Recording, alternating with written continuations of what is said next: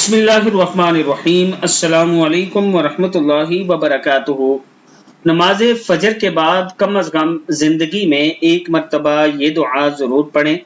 اگر آپ نماز فجر کے بعد کم از کم زندگی میں ایک مرتبہ یہ درود شریف پڑھتے ہیں تو اس کا آپ کی زندگی میں بہت فائدہ ہونے والا ہے۔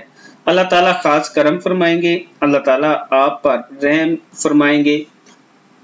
دعا کیا ہے؟ بسم اللہ الرحمن الرحیم۔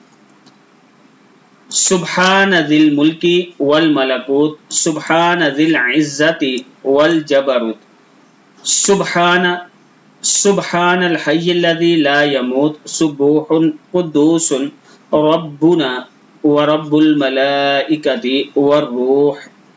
یہاں پہ دوبارہ پڑھ لیں، سبحان ذی الملک والملکوت سبحان ذی العزت والجبروت سبحان الحی الذی لا يموت سبوح قدوس رب الملائکۃ والروح۔